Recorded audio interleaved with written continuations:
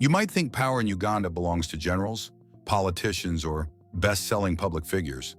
They're the ones on billboards giving passionate speeches or showing up at global summits, right? But real power, the kind that controls wealth, shapes policy from behind the curtains, and outlives election cycles, often wears a quieter face. No military parades, no flamboyant lifestyle splashed across tabloid headlines. Yet they've managed to wrap their arms around nearly every major economic artery in Uganda. Not by force, but by something more lasting: ownership. Their control isn't always obvious, but it's everywhere. If you've ever walked into a bank in Kampala, there's a good chance it was once part of the Ruperelia portfolio. If your child attends a top-tier international school in Uganda, you might be paying tuition into their empire. Even if you booked a luxury suite for a government official or sent roses on Valentine's Day, chances are you helped fund the Ruperelias without even knowing it. That's the genius of their power. It's not just wealth, it's infrastructure, it's institutions, it's real estate, education, hospitality, agriculture, floriculture, and finance, woven into the daily lives of Ugandans from every walk of life. And somehow they've done it while keeping an extraordinarily low international profile. The head of the family, Sudir Ruperelia, is the man most often in the spotlight. But even then, it's a modest glow compared to his economic reach. Forbes estimates his net worth at $1.2 billion, making him the wealthiest man in East Africa. But numbers alone don't tell this story. His fortune didn't come from Silicon Valley luck or oil money. It came from understanding Uganda's pulse, seizing the right moment, and building relentlessly, often where no one else was looking. And now generations of Ruperelius are stepping into place, making the family's power feel less like an individual success story and more like a dynasty in motion. So the next time you hear about Uganda's booming hotel industry, rising real estate prices, or a new international school launching in Kampala, pause for a moment. Ask yourself, who really owns this? Because in Uganda, the name you won't see on the building might just be the name that owns the block. Sudir Ruperelia was born in 1956 in Kabatoro, Kasese, Uganda. In 1972, under Idi Amin's expulsion of Asians, his family fled to the UK. Life in exile was harsh. Sudir worked odd jobs, including driving a minicab in London. By his late 20s, he had saved $25,000. In 1985, he returned to Uganda, investing that modest sum into a foreign exchange business, Crane Forex Bureau. By 1995, he launched Crane Bank, a bank designed to treat clients with professionalism and accessibility, running until late Saturdays with low fees. Already he embodied the motto, serving to grow and growing to serve. From that singular venture, Sudir expanded into multiple sectors. The Ruperelia Group, formerly organized in 1985, now includes about 25 companies operating across banking, education, insurance, real estate, hospitality, floriculture, and media. By 2025, his net worth is estimated at $1.6 billion, topping the Forbes Africa Billionaires list. He remains Uganda's richest individual and one of East Africa's most influential tycoons. Why Ruperelia echoes across Uganda. Let's break down how deep the family's reach goes. Banking and financial services.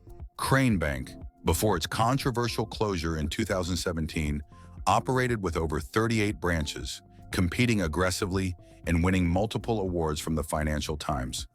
Sudir successfully challenged its nationalization, and in 2022, regained control through the courts.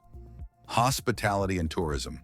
The Ruperelia Group owns landmarks like Speak Resort Munyonyo, built for the 2007 Commonwealth Heads of Government meeting and valued at $150 million by 2012. Their assets include Kampala Speak Hotel, Kibera Country Club, and Speak Apartments. Real estate and development. Through Crane Management Services and Mira Investments, Sudir owns high-end buildings like Airy Towers, the upcoming Pearl Business Park, and expanses of upscale residential and commercial buildings across Kampala and other towns. Education and insurance. The group runs Kampala International School Uganda, Kampala Parents School, and Gold Star Insurance Company Limited, a major player in Uganda's insurance market. Farming and floriculture. Premier Roses Limited Uganda's largest flower exporter, owns approximately 40% of national export volumes, supplying millions of roses monthly to European markets. Across sectors, the Ruperelia name acts as both watermark and anchor, influence you may never see until you look closer. In 2017, Uganda's financial world was shaken to its core. The Bank of Uganda revoked the license of Crane Bank, the flagship of Sudir Ruperelia's empire. The official reason? Alleged undercapitalization. Undercapitalization. But in the eyes of many observers, it was far more than just a banking issue, it was political.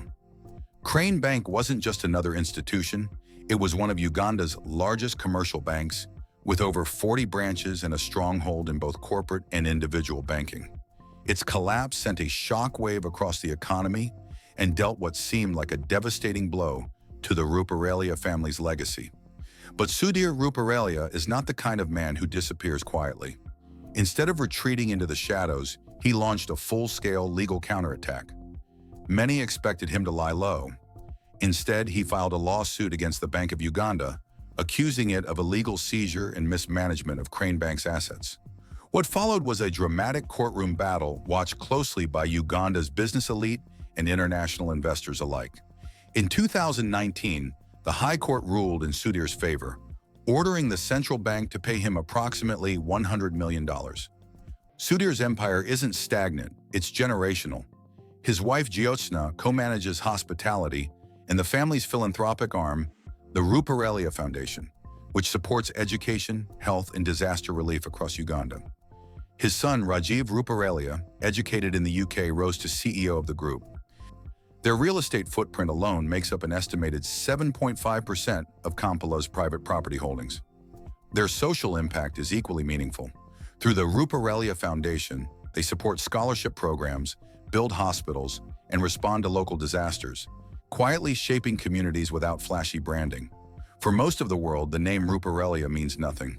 No viral Forbes cover, no dramatic TED Talk, no flashy billionaire yacht tour on YouTube. They don't grace the red carpets of Monaco or dominate headlines in Western finance columns. And that's not by accident. That's by design.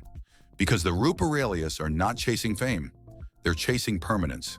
While the world obsesses over influencers, flaunting borrowed lifestyles, and CEOs fighting for media attention, the Ruperelias have taken the opposite route: strategic invisibility. They don't want to be loud, they want to be permanent. And permanence demands privacy, control, and focus. You won't find Sudir's children bragging about Bugatti collections on TikTok. You won't see family vlogs from private jets.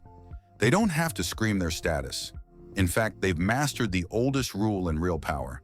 Those who truly run things rarely need to announce it.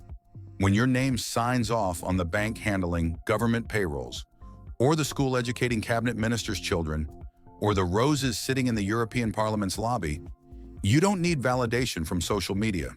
You've already won the game. And the proof is subtle, intentionally so. Drive through Kampala, look at the skyline. You'll see buildings with names like Speak Apartments, Kampala Parents, Kibera Country Club, Victoria University, Crane Bank before it was controversially taken, and Ruperelia Group. It's all there, hiding in plain sight.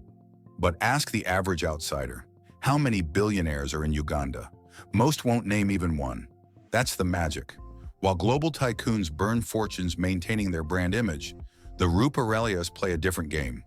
Ownership over attention. Because attention fades, ownership stays. They understand the power of being the unknown puppeteer in a world obsessed with visible kings. The Ruperelias are doing something far more grounded and far more powerful. They're building roots. Quietly, strategically, permanently. And that's why the world hardly knows their name. But Uganda does. Sudir Ruperelia once said, "Money should work for you, not the other way around." For most people, that sounds like a motivational quote. For him, it became a blueprint for empire. But what the Ruperelias built goes far beyond numbers in a ledger. They didn't just get rich, they embedded themselves into Uganda's economic DNA. Quietly, without parades or populist slogans, they did something far more lasting than winning a political seat. They bought the infrastructure of everyday life. Think about it. a hotel room where diplomats finalize trade deals, a classroom where tomorrow's leaders learn, a bouquet of roses exported across continents, a loan approved in a bank lobby downtown. These aren't just isolated industries. They're threads in a national fabric, stitched, owned, and directed by one family. The Ruperelias didn't need to win elections to shape Uganda's future. They built it, brick by brick, branch by branch, quietly, patiently, and with remarkable foresight. So next time Uganda makes headlines, when a new skyscraper rises over Kampala's skyline, or a five-star resort hosts a global summit, ask yourself, who's behind the curtain? Because while presidents may come and go, and political winds may shift with the seasons, there's one constant that endures through Uganda's modern story. A family whose name may not be etched on the flag, but whose fingerprint is on the nation. This is not just the tale of wealth, it's the architecture of quiet power. And in Uganda, that power often answers to one name, Ruperelia.